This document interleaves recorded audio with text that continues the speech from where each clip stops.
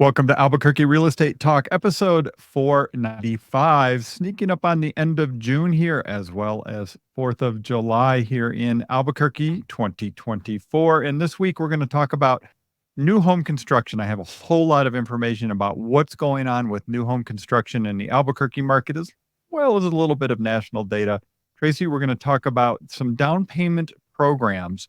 And the reason is there's a survey out there. It's like, what is one of the top things home buyers want to know about? And it's those. So we'll talk about that, as well as, Tracy, you've got homes of the week and open houses. As always, we've got some new just listed properties that people want to know about. And I wanted to do a little bit of a warning about selling your home off market. I just want to talk about that. There's some good ways to do it, and there's also some got to be careful ways to do it. So I wanted to get into that. Tracy, what did you have for us today? Besides open houses and homes of the week and all those fun things, I also wanted to talk a little bit about Los Ranchos. There's been a lot of controversy about the apartments and things going up there, and just want to kind of cover that quickly. Okay.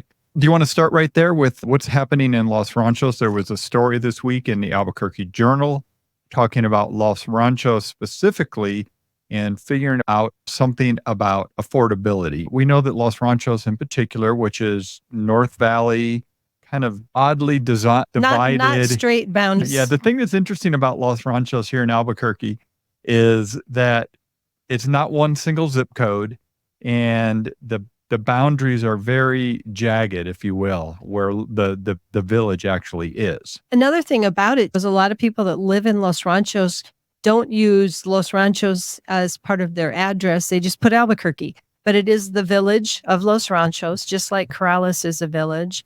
And it's interesting because Los Ranchos, they've had this ongoing controversy for many, many years now about the corner at Osuna and 4th Street. And we've never talked about it before, but it's a very passionate subject for most people in Los Ranchos. They mostly really dislike this transformation that's going on there.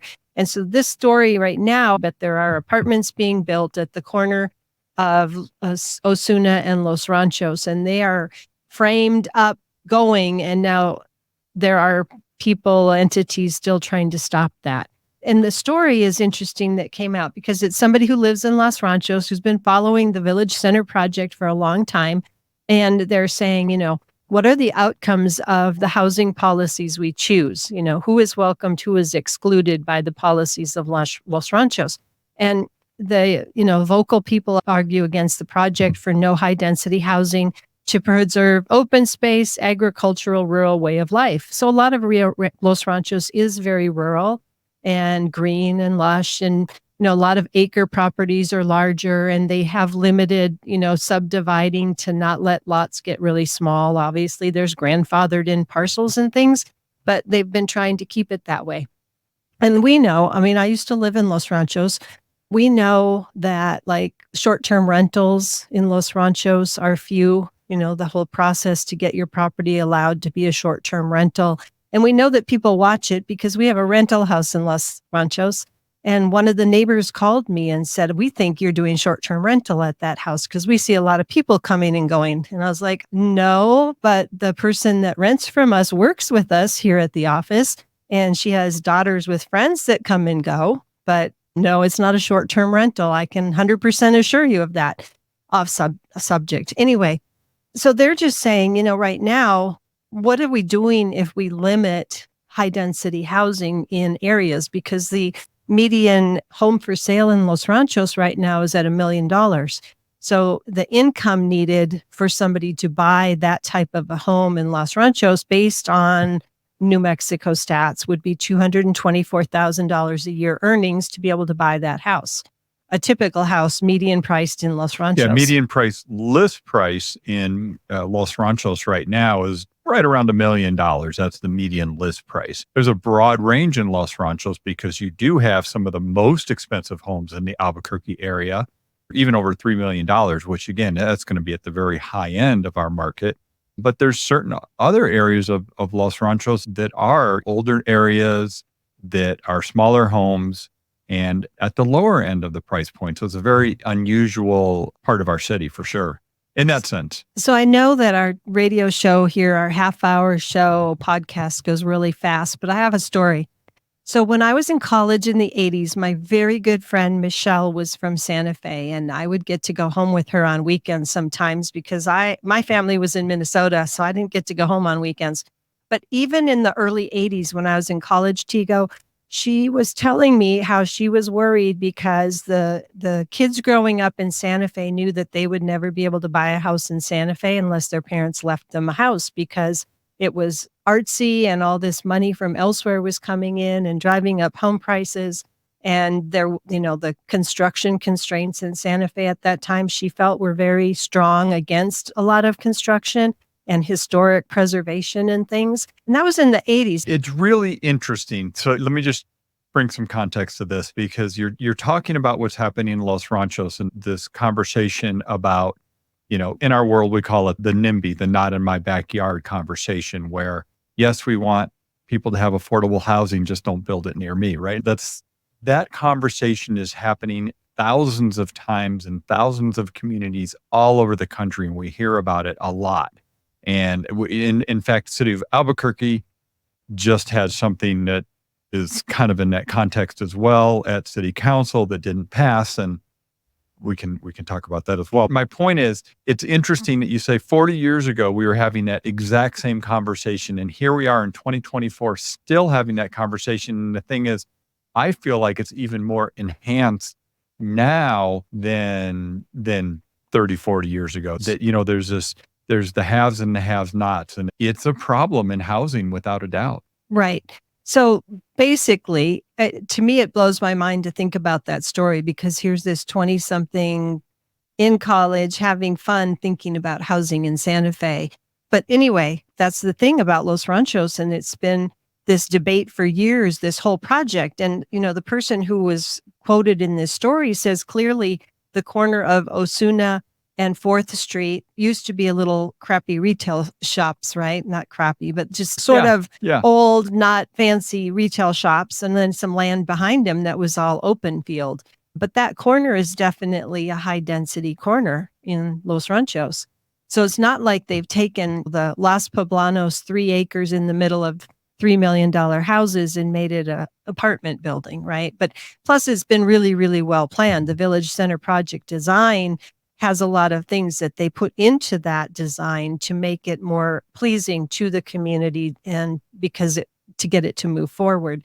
But it's interesting because we have an affordability problem and it prices out a certain income level. The story is also saying it probably prices out certain minorities as well. Here in New Mexico, we have a pretty diverse minority population of wealthy, but what happened? I mean, I feel like it's more of a income thing, right? I think we're more segregated by income levels. The reality of that is certain minority groups do fall into some lower income groups, right? That's just the way it is, right? It is what it is, and it's not great. It just is. I want to mention one thing kind of along this, since I started to mention, is the city of Albuquerque has this housing forward initiative that's been going on here now for a few years.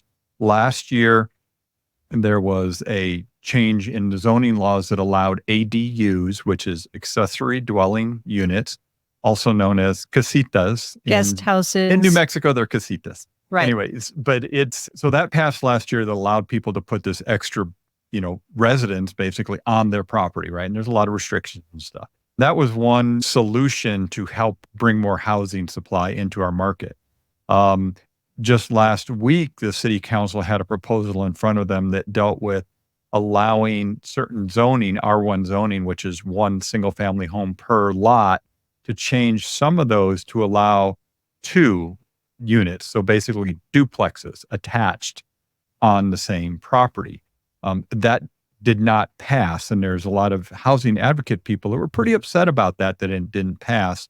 I know from some inside information that there were some changes that the council had asked for that didn't happen. And I think also part of it was the city council actually voted on it at 1 a.m.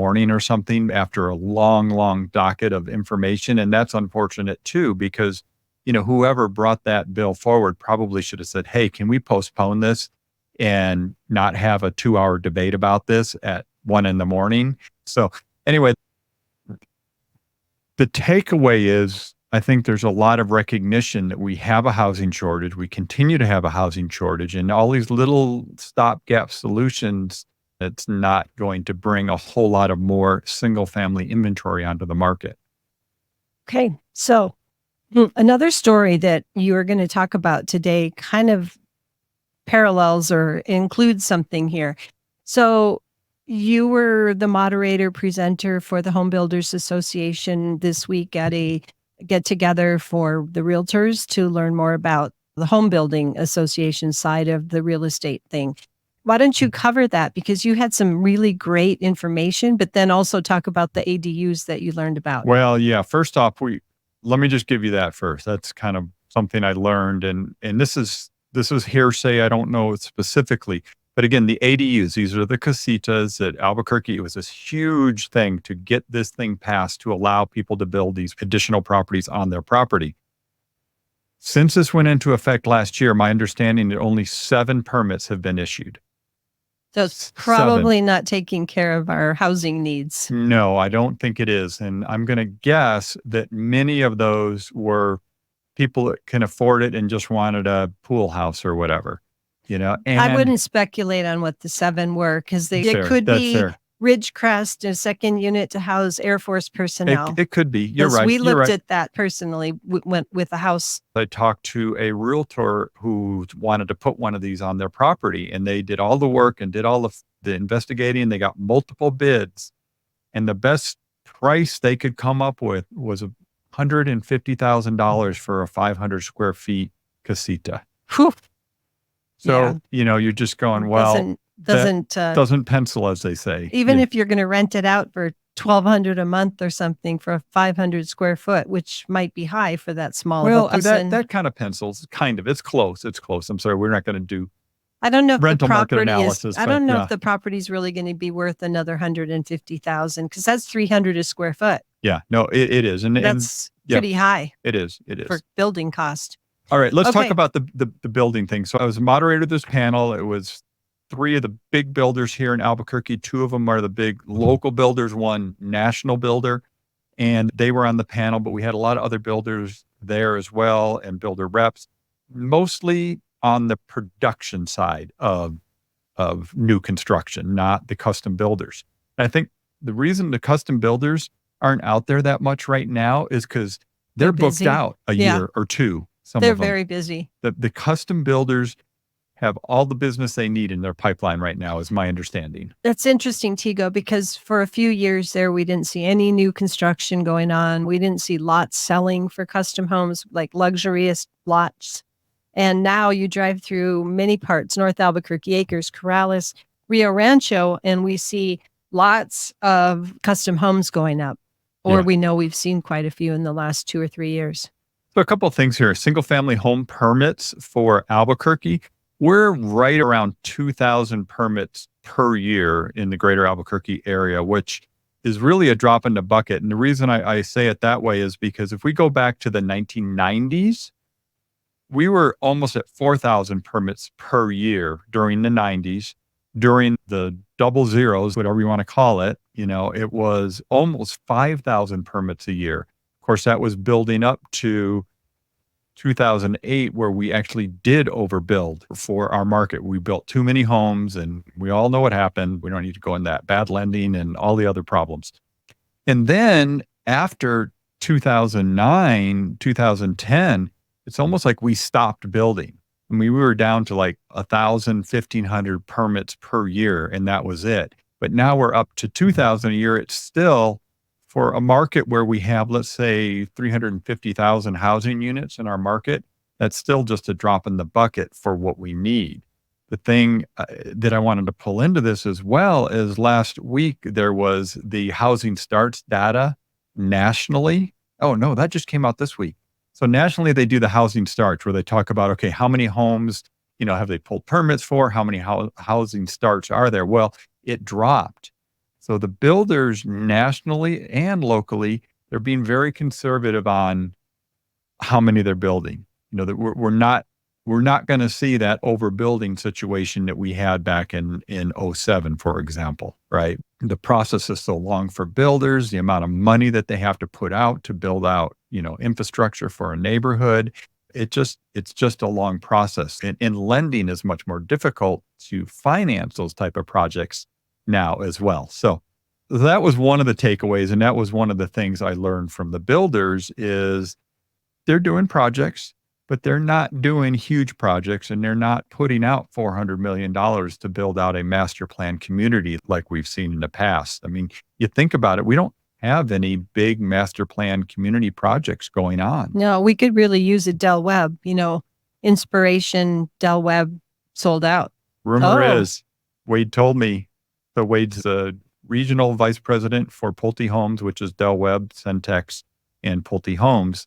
And he said there's actually one in the pipeline. So there's a little secret for you. There is a Del Webb community in the pipeline in the Albuquerque area. That's great neighborhoods. We've got Alegria, and I just was looking for a resale in there for a client that I'm hoping to show and maybe find him a house tomorrow. And if you're not familiar with it, Del Webb is the active adult communities. That's that brand. One other thing I want to point out on new construction, Tracy, I did an analysis of all the homes that have sold over the last 10 years, resale homes versus new construction. Mm-hmm. And what I found is about a 16% spread in the cost. So new construction homes, price per square foot is what I did it on. I didn't do it on actual median price because I wanted to just say, okay, per square foot, how much more are these homes? And it came out to about 16% over that 10-year period, very consistently, actually. What's your take on that? What do you think? Does that sound about right to you? Yeah, I do think so. We have seen the home sizes of new construction come down, but pricing, it's always a little bit more than resale. Yeah. And, we've talked about it many times here on our show. The benefits of new construction and maybe paying a little bit more for the next 10 or 15 years, you probably won't have high maintenance and upkeep costs, right? Once you put your landscaping in, you're good to go for a while. Your heating, your cooler, your appliances, your roof, all those things should be good for 10 or 15 or more years. We know that this appliance, like let's say a hot water heater, is when we do a resale, they say, well, it's at the end of its life expectancy. It's still working fine. And we know sometimes that 12 years or whatever becomes 30 years and that water heater is still working. Still chugging along, yeah. And I don't know, the average means somebody's stops working at 8 years, I guess. So I want to get to the homes of the week. I still want to talk about this down payment programs anyway, but I wanted to wrap this conversation about the new home build. There's so much that we learned and so much research that I did. One of the things I learned is construction costs from 2020 until today have gone up about 40%. That's the materials, excuse me. Just the materials. 40%. From pre-pandemic or pandemic time to today, building materials are up about 40%. So if you're expecting home prices and new construction to drop, another thing is that they're building smaller homes than they were 2 years ago to keep up with just overall affordability. 2 years ago, about 1,900 square feet was your median square footage of a new construction home in our market here in Albuquerque. Today, it's about 1,700 square feet. So they've just gotten smaller to help with affordability and help with the payment. One last thing was cost. This number shocks a lot of people because they don't understand this. A builder is paying about $110,000 for a lot that's ready to build on. Meaning before they build utilities, on it. street, curb. It's got utilities and, utilities to the line, street, curb, gutter, all the stuff, pad site, so on.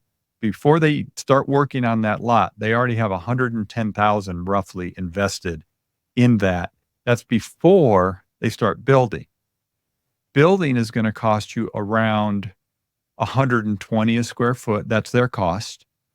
Plus, they've got all their other costs, right? Their overhead and marketing and commissions and profit. Believe it or not, they get to make a little profit too. And it's shockingly low. One of the builders said, what their margin is on construction. I said, well, why don't you just put that money in a CD or in the stock market? You get a better return than that. Well, part of Okay. it is they're leveraging that though too. But anyway, it's I not know. like real cash. So Anyway, good information, yeah, Tigo. Thank you. lots there for sure. Yeah. So let's talk about some Yeah. open houses coming soon. We have a house, 500 Littler Drive Southeast in Rio Rancho. So that's near in Rio Rancho, close to Southern and Unser. It's a large lot, about almost a third of an acre, 3-bedroom, 2-bath, 2-car garage, open Saturday, Sunday, 10 to 2. First time being shown, Saturday, 10 to 2. Did I see that was brick construction The or front is brick for sure. brick veneer out front? Brick, nice love single brick. story house. Looks like it's a beautiful home in great shape. 349.9 open house Saturday, Sunday, 10 to 2. But of course, we can schedule a time anytime and show you the inside of that beautiful property right there. We have a couple other open houses this weekend. We have a few other properties that are new to market. And of course, as realtors, we can show you any property that is out there and available.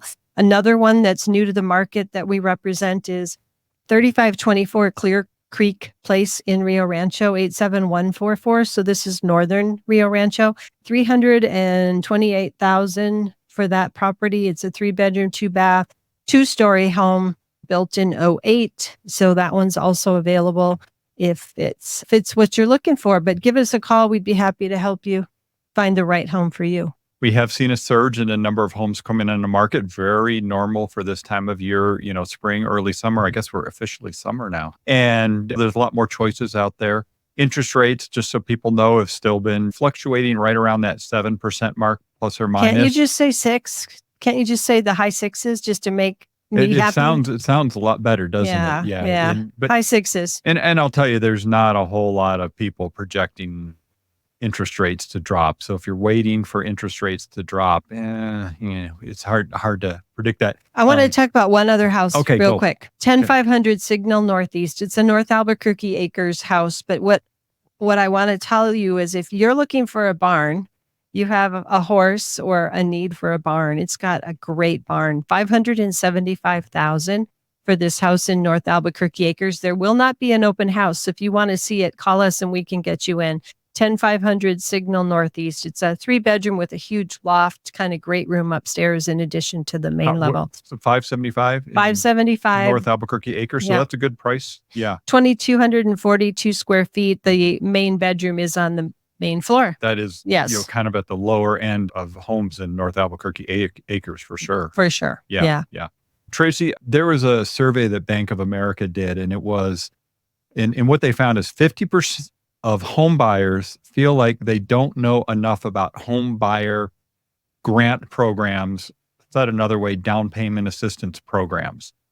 And the thing we've been finding is that that's true, that buyers may be not even asking the question that, they want to buy a house and they're like, well, we don't have any money, but we've got this, we've got credit, we've got a good job, but we don't have any money, or we don't have down payment assistance. There are a lot of programs out there. And what I would say is just reach out to us at the Venturi Group, at Real Broker, and we can, find out what your needs are, because everybody's needs a little bit different, right? Some people may need closing cost assistance. Some people need to get the mortgage rate buy down to get a lower mortgage rate. Some people, whatever it is, the Mortgage Finance Authority here in New Mexico has some great programs.